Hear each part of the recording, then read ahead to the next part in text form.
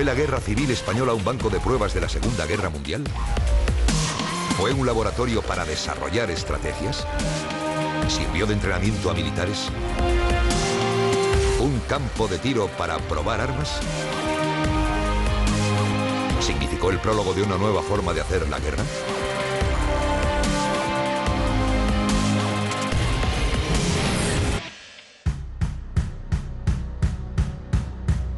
Un día de julio de 1936, Europa, maltrecha aún por el horror de la Primera Guerra Mundial y sumida en la crisis del 29, se despierta con la noticia de un golpe militar en España. Contra todo pronóstico, la revuelta en un país periférico y de limitados recursos se transforma en terreno abonado para el choque de intereses encontrados e irreconciliables que terminará siendo la antesala de la Segunda Guerra Mundial.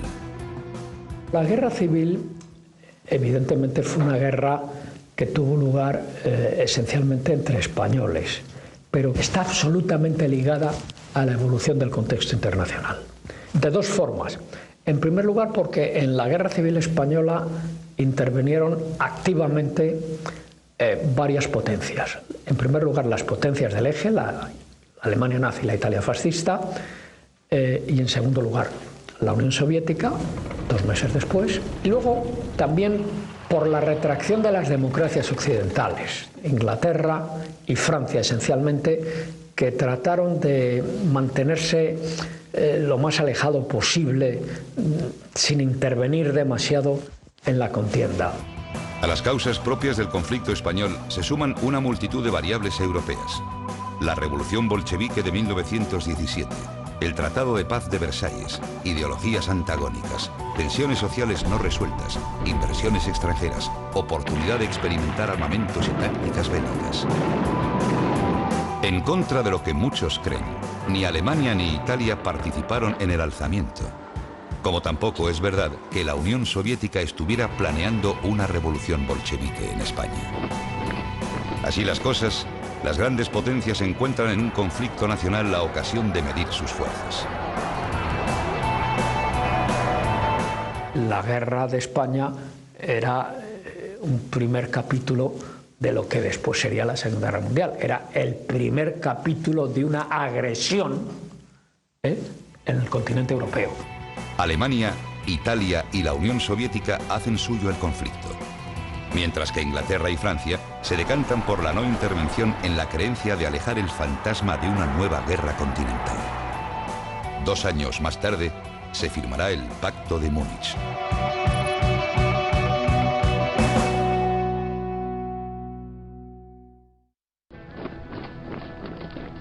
¿Quién podía imaginar, apenas terminado el duelo por las vidas perdidas en la Primera Guerra Mundial, que la población europea iba a revivir lo que deseaba olvidar?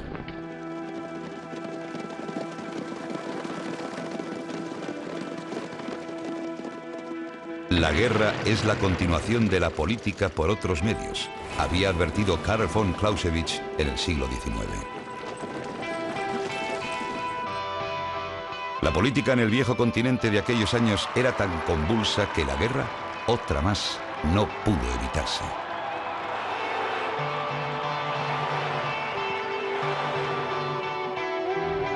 Para cuando estalla la guerra de España, se están consolidando en Europa las alianzas que serán luego decisivas en el inicio de la Segunda Guerra Mundial.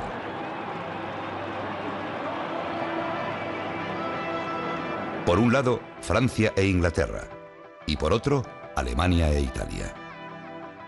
Podemos decir que la prolongación de la guerra, que sin ayuda extranjera habría sido mucho más corta, la prolongación de la guerra se debe sobre todo a la ayuda indirecta que hacen los americanos, los ingleses y los soviéticos. ¿Cómo y por qué esas ayudas iban a determinar el resultado final de la guerra en España?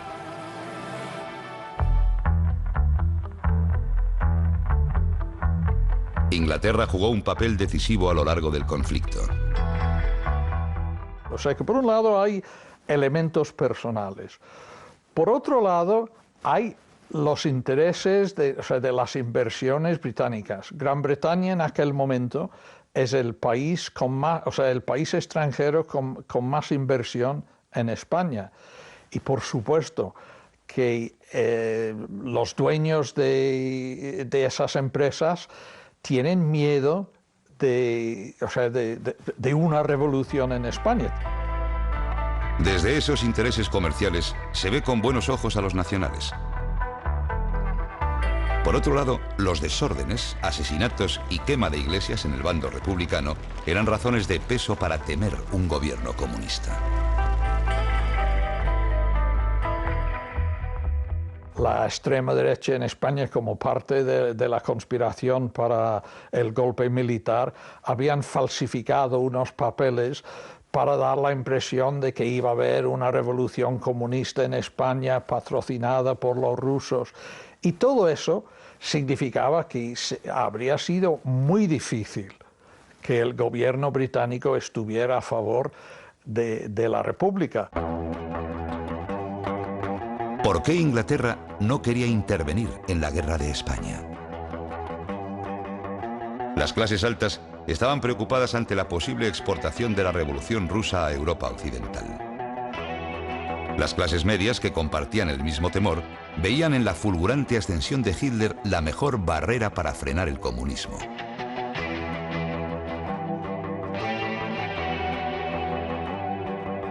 ¿Y en Londres, qué pensaba el gobierno? Para Londres, entonces, la política más inteligente era de la no intervención y una política mantenida de un modo bastante firme a través de todo el conflicto. La compleja política de no intervención resultaría a la larga un apoyo indirecto a los contendientes. En ningún momento quiso el gobierno británico que ganase la República y, por tanto, si hubiera un deseo de acortar la guerra, sería acortarla a favor de Franco. A diferencia de la alta política y la economía, la opinión pública británica manifestaba su simpatía por la República, incluso en los círculos selectos de la aristocracia. Sirva de ejemplo el caso de la duquesa de Atholl, que había traducido el Mein Kampf para que sus compatriotas advirtieran el peligro latente en la ideología de Hitler. La advertencia cayó en saco roto, como se vino a saber años más tarde.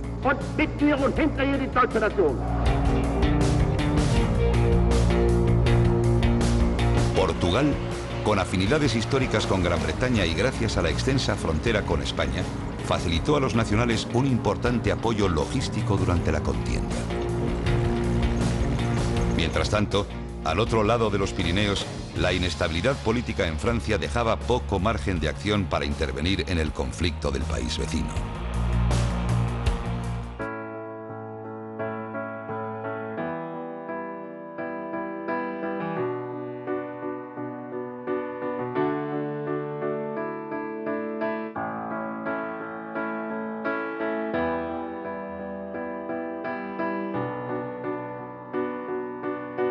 Hay una presión muy fuerte sobre el Frente Popular. Es decir, Léon Blum era un hombre, una bellísima persona, un ideólogo excelente y, sin embargo, encabezado un gobierno muy débil, ¿no? Léon Blum había sido nombrado presidente del gobierno francés apenas un mes antes del alzamiento en España. Las tensiones internas hacían razonable temer que la ultraderecha, aglutinada en la acción francesa, y los militares quisieran emular el levantamiento español. Ante ese riesgo y la actitud de Inglaterra, el gobierno del Frente Popular francés, a pesar de su natural afinidad con la República, no ve más alternativa que la neutralidad. De la indeseada neutralidad francesa al dilema soviético. Nada es sencillo en política de Estado y Stalin duda. ¿Alentar una revolución socialista en España? Ello alarmaría a las democracias occidentales, extremo que no le convenía a Rusia. Abandonar a la República y dejar que se hundiera estaba fuera de la cuestión. Stalin tomó la decisión de cortar el envío de materias por la ruta mediterránea en el mes de agosto del año 37. Y después de eso había menos apoyo soviético y también apoyo soviético venía con mayor lentitud que venía a través de Francia, con ciertas complicaciones. Así que realmente esto redujo la fuerza militar del ejército republicano durante la segunda mitad de la guerra. Hitler, en cambio, no dudó. La ayuda de Alemania a Franco fue inmediata. El Führer se anticipó a los acontecimientos y, con la mente puesta en una nueva guerra, vio que la intervención en España le permitiría probar armamentos, entrenar a sus hombres en combates reales y establecer bases submarinas en el Atlántico si ganaban los nacionales. No tenían ninguna duda Hitler y Mussolini que había que ayudar a los nacionales. Al fin y al cabo era un general muy cercano ideológicamente a ellos, sobre todo a Mussolini, ¿no? Y Mussolini enseguida ayudó. Y para Hitler, bueno, fue un experimento. Vamos a mandar a nuestras, sobre todo a nuestra aviación, y vamos a entrenarla allí. Mussolini, a salvo de cualquier tensión con Francia, una vez que el país galo había optado por la no intervención, sigue la senda alemana de apoyo a los nacionales. El duce quería demostrarle a Hitler que Italia era un aliado imprescindible y valioso. La ayuda italiana respondía también a la petición que Franco había hecho a Mussolini a través de Luis Bolin, el corresponsal de ABC en Londres, que había alquilado el avión Dragón Rapid que lo trasladó desde Canarias a Tetuán. La Italia fascista, que voluntariamente y sin pedírselo Franco desembarca en Cádiz su primer grupo del Corpo Truppe Volontarie, le da no solo una ayuda militar importantísima, porque aquí todos hablamos de la derrota de Guadalajara, pero no se nos olvide que los italianos tomaron Málaga, tomaron Santander, tomaron Bilbao, y eran un ejército perfectamente organizado, bien pertrechado y bien pagado y bien entrenado, que tuvo un papel militar importantísimo en la España franquista. Fueron tiempos de diplomacia, acuerdos y alianzas. Los pactos forjados durante la Guerra Civil Española anticipan los bloques que protagonizarían la Segunda Guerra Mundial. Los aliados y el eje. Entre afinidades naturales, neutralidades forzadas y el telón de fondo de la Sociedad de Naciones, garante de la legalidad internacional, 27 estados europeos suscriben en agosto de 1936 el Acuerdo de No Intervención que prohíbe la exportación de material de guerra a España. Para vigilar su cumplimiento, se crea en Londres un comité que obliga a los firmantes a abstenerse de toda injerencia directa o indirecta en los asuntos internos de ese país. De cumplirse el acuerdo, el conflicto civil languidecería por falta de vituallas, armas, municiones, tropas, recursos financieros, y alejaría los nubarrones que amenazaban vientos de guerra en Centro Europa. Y esta política de retracción, de no intervención, se materializó sorprendentemente en un instrumento ad hoc que se inventaron, que fue el Comité de No Intervención, al margen de la legalidad internacional que representaba en aquel momento la Sociedad de las Naciones. Fuera del viejo continente, en Estados Unidos, el presidente Roosevelt, favorable a la República, hubo de ceder ante la presión del mundo financiero y de la Iglesia. Algunos vieron la guerra civil como un enfrentamiento entre nacionalismo y comunismo en Estados Unidos y otros lo vieron como el primer combate de las democracias contra los fascismos. Esta división, esta doble visión de la guerra fue transversal entre la población educada, dentro de la administración, incluso dentro del gobierno.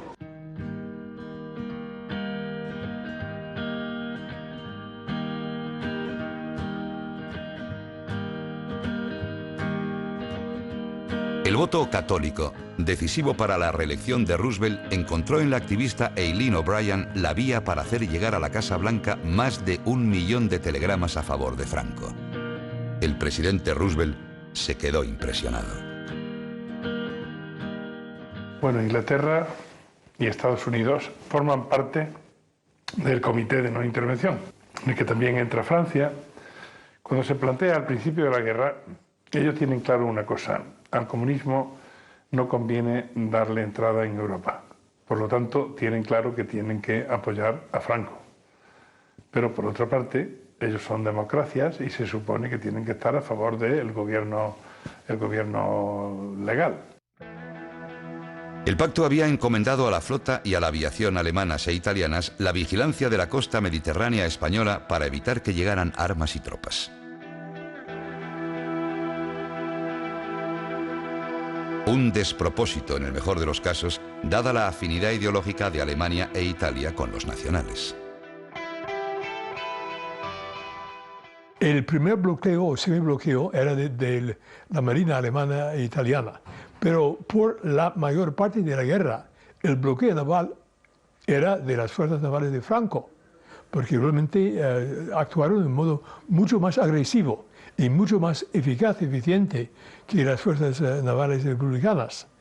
Y esto fue importante porque como consecuencia de esto, Stalin tomó la decisión de cortar el envío de materias por la ruta mediterránea. Pronto, la política de no intervención impulsada por Inglaterra y Francia acepta los hechos consumados del mal que pretendía impedir: la internacionalización de la Guerra Civil Española.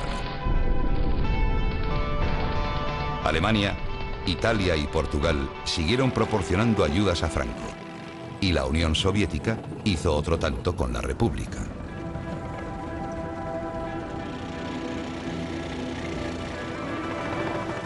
Hay una reunión en Roma entre Mussolini y Göring y están preocupados por la lentitud de la política de Franco. Y Göring le dice a Mussolini: si este no se da prisa, es imposible que los británicos sigan dejándonos hacer lo que estamos haciendo. Casi un año después del inicio de las hostilidades, Juan Negrín, que había relevado a Largo Caballero como presidente del gobierno republicano en mayo de 1937, eleva el caso a la Sociedad de Naciones.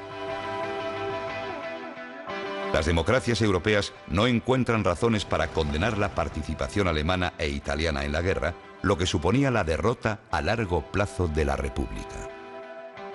Y don Juan Negrín, en eso como en otras cosas, a mi manera de ver, tenía razón. Mientras más se resistiera, más posibilidades había de que la guerra española se envolviera con el desencadenamiento de una segunda confrontación mundial, y entonces no se sabe nada de lo que hubiera pasado. En el continente americano, México denunció el Tratado de No Intervención, ayudó a la República con armas y suministros propios y aceptó también intermediar en el envío de armamento ruso. Al final de la guerra, brindaría asilo a miles de exiliados españoles, al igual que otros países hispanoamericanos. La teórica vía de la no intervención supuso en la práctica un apoyo decisivo para los contendientes, en especial para el bando nacional.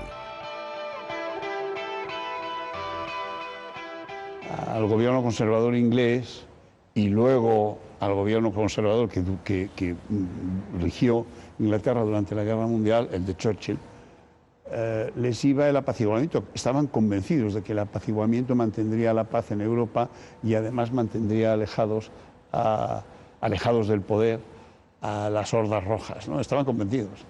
Y entonces actuaron en consecuencia. Cortaron las alas a Francia. Los años pasaron y el sinuoso camino de la política de apaciguamiento desde la no intervención en España, de la que Churchill fue partidario hasta el Pacto de Múnich, al que se opuso, demostró ser un error estratégico de catastróficas consecuencias.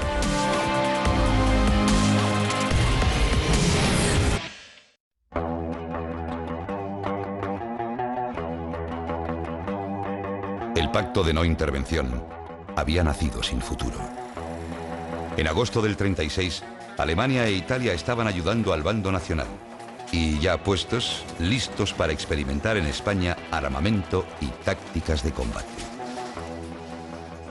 El intento de parte tanto de Alemania como de la Unión Soviética con su primera intervención en España fue unas intenciones de tipo político estratégicos.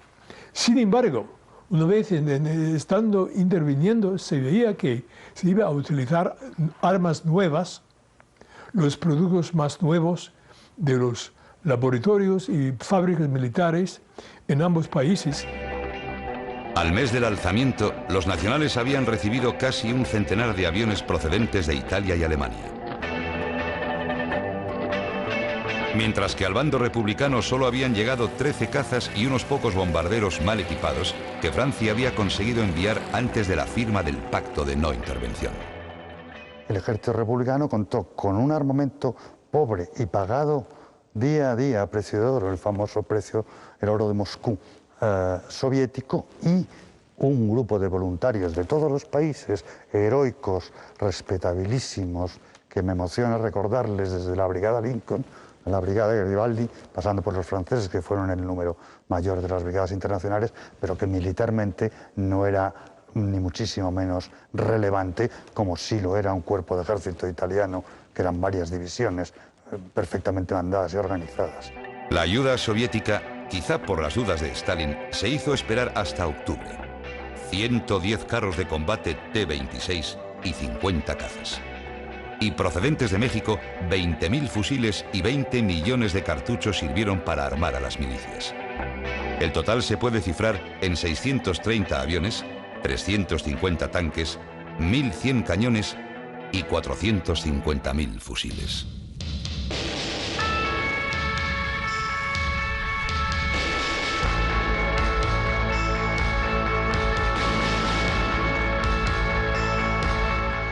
Hubo una contraescalada de ayuda alemana e italiana también, que fue muy importante para Franco durante lo que quedaba de la guerra.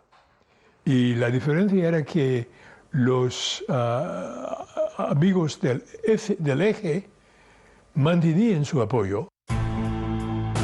Alemania envió sus mejores armas y técnicos a España a cambio de piritas y wolframio, minerales necesarios para alimentar la industria bélica y poner a punto el rearme alemán de cara a la Segunda Guerra Mundial.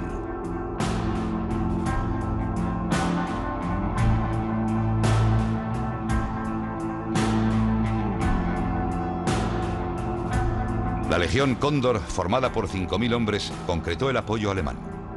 Un cuerpo blindado bajo el mando del coronel von Thoma, compuesto por 180 carros, 180 cañones y 600 aviones. Muchos de ellos prototipos que, tras demostrar su eficacia en España, serían decisivos en las grandes batallas de la Segunda Guerra Mundial.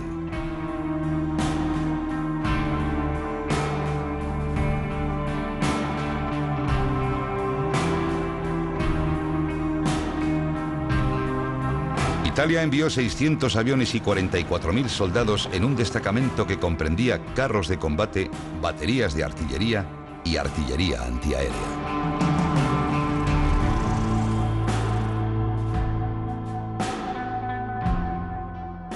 Es una guerra de españoles donde combaten los españoles y donde mueren los españoles. Los asesores soviéticos fueron básicos y los asesores alemanes también, porque trajeron armamento y equipos que tuvieron que enseñar. Pero al final de la guerra, los que manejan los carros soviéticos, los aviones soviéticos, son pilotos españoles. Y como anécdota puedo contar que cuando Stalin va a Yalta, los pilotos que le dan escolta para ir a Yalta son republicanos españoles que están en el ejército soviético. Junto al armamento, el petróleo, que sin combustible nada se consigue en una guerra. El petróleo fue esencial y luego fue esencial, por ejemplo, para Hitler, la entrada en España para las minas de wolframio, etc., y el montaje de las empresas alemanas, sobre todo en el sur de España, que fueron una fuente de ingresos para los nacionales y una fuente de alimentación de la industria bélica alemana. Armamento, soldados y petróleo. ¿Qué más hace falta en una guerra?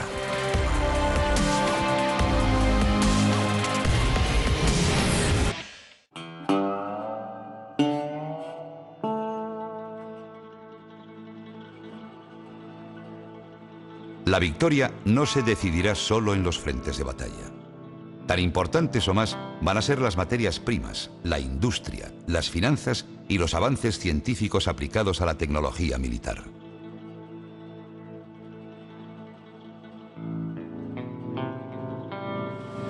Asegurar los suministros de combustible es prioridad absoluta y la República dependerá para ello del petróleo de la Unión Soviética.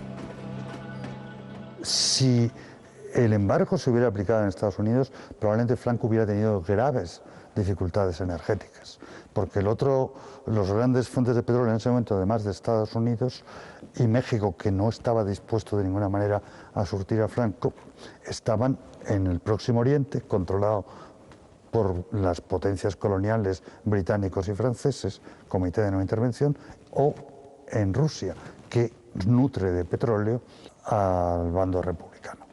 Y en ese momento se produce un cierto equilibrio energético, pero Franco lo hubiera tenido muchísimo más difícil. En ese sentido, el papel de Estados Unidos, no se puede decir de Estados Unidos, sino de las compañías y del lobby católico norteamericano, fue importantísimo para sostener desde el punto de vista energético el esfuerzo bélico de los franquistas. En plena Segunda Guerra Mundial, la importancia del petróleo para asegurar las reservas de combustible llevará a Hitler en 1942 a poner en marcha la fallida Operación Azul, cuyo fin último era conquistar los yacimientos petrolíferos rusos del Cáucaso. Rommel fracasó al intentar controlar el canal de Suez y los pozos de petróleo de Oriente Medio. Su derrota en el Alamein se debió en parte a la falta de combustible.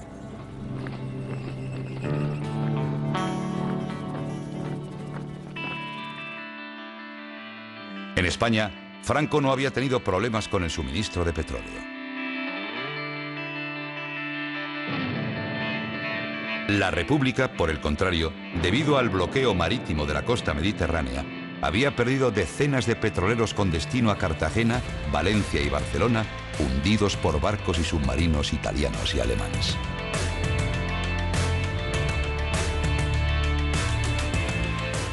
Justo el día en que empieza la guerra, en que empieza la rebelión en África todavía, no todavía en la península, ya vienen 5 petroleros de Estados Unidos y reciben un cable en el que se les ordena que se dirijan a puertos dominados por los rebeldes. Así que desde el principio ya están a favor de, sin que todavía intervenga para nada el gobierno, ¿no? Pero después tienen claro, tanto americanos como ingleses sobre todo, tienen claro que les interesa que gane Franco. La Texas Oil Company, Texaco, vendió al bando nacional 2 millones de toneladas de combustible a crédito y sin plazos para su pago. Las compañías como Texaco específicamente es un caso muy insólito, porque estaba dirigida por un señor que era un filofascista, que realmente incumplió toda la legislación de neutralidad de su propio país y autorizó viajes clandestinos de petroleros que aparentemente iban a puertos europeos, pero que en realidad iban a Vigo y La Coruña. Concedió créditos e incumplió la legalidad, que digo porque la legalidad americana impedía, ¿no?, el transporte de materiales para la guerra en buques norteamericanos. Fundamentales para la guerra moderna son las materias primas y los productos industriales que garantizan la eficacia del transporte, las comunicaciones y la vida en la retaguardia.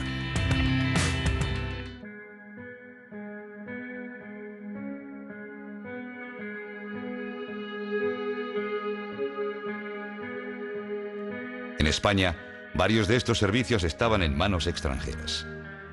Texaco era la suministradora de CAMSA, ITT la copropietaria de Telefónica, Ford y General Motors dominaban la automoción y DuPont la industria química. Todas ellas atendieron las necesidades del bando nacional en combustible, camiones y productos químicos. Clamoroso el caso de Texaco, que incumpliendo el contrato que tenía con el gobierno de la República, desvió petróleo que debería llegar a CAMSA hacia puertos en poder de Franco.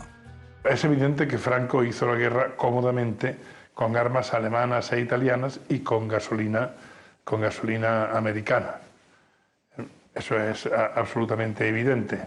Y también tuvo ciertas camiones para esos movimientos súbitos que hacía de un frente a otro cuando era necesario. La República carecía por completo de masa de maniobra. Ese es el gran problema, ¿no? Es decir, el general Rojo puede ser mucho mejor en tácticas que los generales nacionales, como ampliamente se demuestra a lo largo de la guerra, pero después no tiene una masa de maniobra para respaldar las batallas que plantea, ¿no? La guerra, la menos humana de las actividades del hombre, resulta que es buena para los avances de la ciencia y de la técnica. El uso intensivo de aceros especiales, de filamentos, de aparatos ópticos, todo esto se dio un salto tecnológico durante esos últimos años 30 y también durante la Guerra Civil Española. Si la Primera Guerra Mundial es conocida como la Guerra de la Química, la Segunda se va a conocer como la de la Física.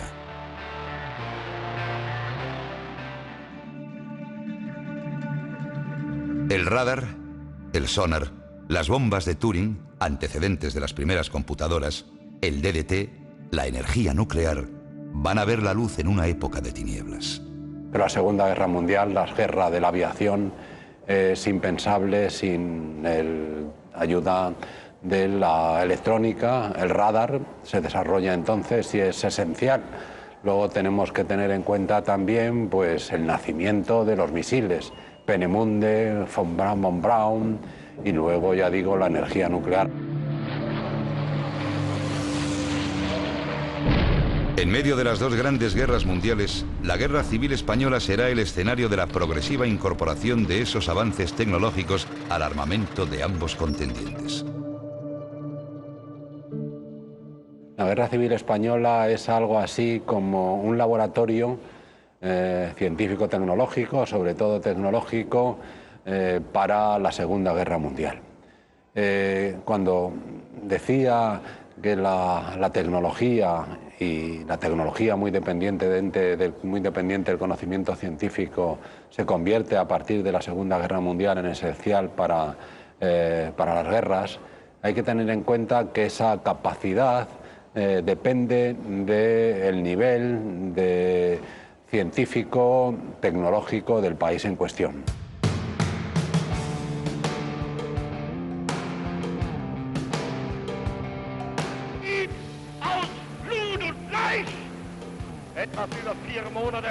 La guerra es cara y la guerra moderna más.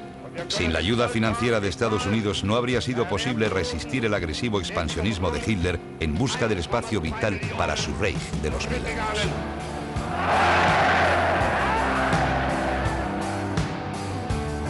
También en España, igual de importante que la ayuda militar, fue la financiera a lo largo de todo el conflicto. La guerra es muy cara. Cuando lo que fue un golpe de Estado de unas generales golpistas se convirtió en una guerra civil, ambos bandos tenían un enorme problema económico. La República partía con ventaja aparente. En el Banco de España había 635 toneladas de oro equivalentes a 715 millones de dólares de la época, varios miles de millones de euros actuales. La República financió su guerra con la enajenación de las reservas de oro del Banco de España que existían en Madrid el 18 de julio de 1936.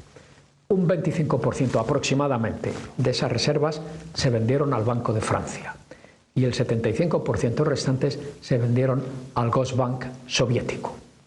¿Por qué? Pues porque la República necesitaba divisas para, en primer lugar, pagar la ayuda soviética y, en segundo lugar, para adquirir armas en el mercado internacional, armas cortas, armas ligeras, nunca armas pesadas y nunca aviación militar en cantidades significativas, y luego para hacer todo tipo de importaciones que necesitaba la industria, la agricultura. Franco contaba con la ayuda financiera de Juan March, que movilizó a numerosos hombres de negocios ingleses y norteamericanos. Su papel fue decisivo. Fundamental. Era uno de los hombres más ricos, por no decir el más rico de España, y sobre todo tenía mucho dinero fuera de España. Sobre todo en un banco inglés que se llamaba el Kleinworth, donde tenía no solamente divisas, sino mucho oro, y por lo tanto era una fuente fundamental en los primeros momentos para los sublevados, también para movilizar más apoyos, tanto dentro de España como fuera. Sin el apoyo económico de Juan March, los nacionales se habrían encontrado en serias dificultades. Don Juan March, al que no hay que presentar, otorgó a Franco créditos por importe del total del montante de reservas vendidas al Banco de Francia. Queda visto que las guerras no se libran solo con armas y soldados. Son caras y, gran paradoja, la sociedad en tiempos de paz es la gran beneficiaria del desarrollo tecnológico y científico que propicia.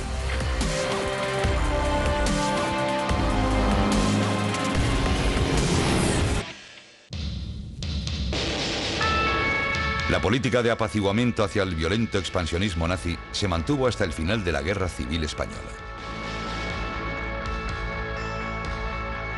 Inglaterra y Francia persistieron en transitar el confuso camino del apaciguamiento a pesar de la ineficacia del pacto de no intervención en España.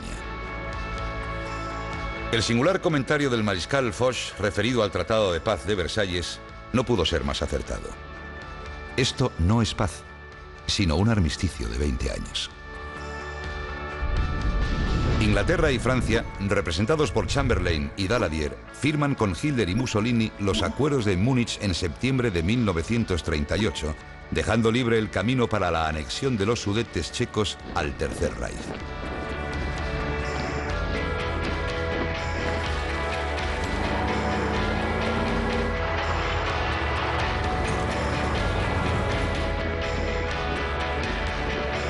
Seis meses antes, en abril del 38, Hitler había invadido y anexionado Austria.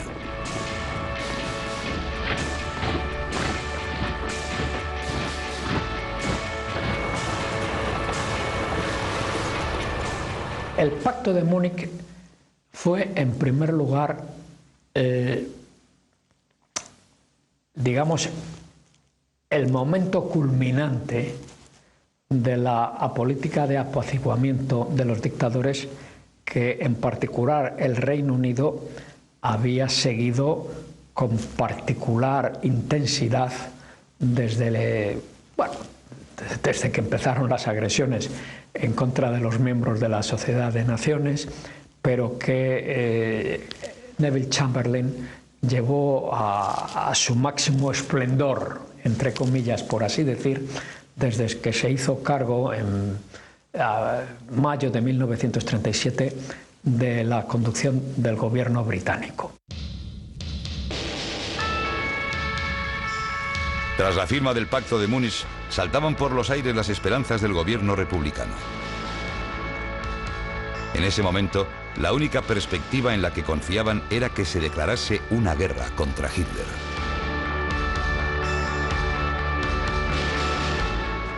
Continuó la resistencia contra toda esperanza para salvar a los cuadros políticos, económicos y sindicales republicanos de las represalias de que van a ser objeto. Y por eso tengo que resistir un par de meses más. La política de apaciguamiento fracasó. Unos años más tarde, en el Parlamento británico, Churchill se lo espetó a un Chamberlain que creía haber salvado la paz en Múnich. Tuvo usted para elegir entre la humillación y la guerra. Eligió la humillación y nos llevará a la guerra. Un año después de la firma del Pacto de Múnich, Molotov por la Unión Soviética y Ribbentrop por Alemania firmarían un nuevo acuerdo, el Pacto de No Agresión Germano-Soviético, que dejó las manos libres a Hitler y Stalin para repartirse Polonia. El 1 de septiembre de 1939, Hitler invadía Polonia. El 3 de septiembre, a las 12 del mediodía, venció el ultimátum de Gran Bretaña y Francia al gobierno alemán. Había empezado la Segunda Guerra Mundial. Solo 4 meses después del fin del conflicto español. La guerra, voraz e insaciable, todo lo quiere. Armas, soldados, apoyos financieros, materias primas, tecnología.